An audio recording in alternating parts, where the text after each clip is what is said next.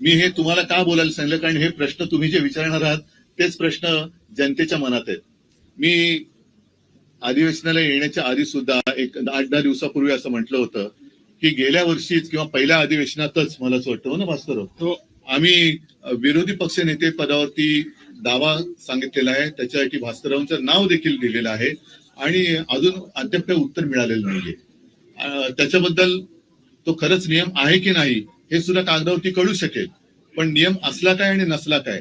जर नियम असला तरी आणि नसला तरी उपमुख्यमंत्री पद हे संविधानिक नसलेलं पद हे एक नव्हे तर दोन दोन जे सरकार निर्माण करू शकतं ते विरोधी पक्षनेते पद द्यायला घाबरते का, हा एक मोठा विषय. म्हणजे कोणाला तुम्ही घाबरताय? एवढं सगळं मजबूत सरकार आहे, किती 200च्या वरती जागा निवडून आलेल्या आहेत, केंद्र सरकारचा मोठा आशीर्वाद तुमच्यावरती आहे. एवढं असल्यानंतर विरोधी पक्षनेते पदाला तुम्ही घाबरताय का? आणि जर विरोधी पक्षनेते पदासाठी नियम लावणार असाल तर उपमुख्यमंत्री ही असंविधानिक पदं ही रद्द केली गेली पाहिजेत. ते सुद्धा जी काय त्यांच्याकडे खाती असतील त्या खात्याप्रमाणेच ते मंत्री ओळखले गेले पाहिजेत. कारण भाजपच्याच लोकांनी सांगितले की नंबर 1लाच महत्व असतं, 2 आणि 3ला काही महत्व नसतं. त्याच्यामुळे ते बिन नंबराचे जे मंत्री आहेत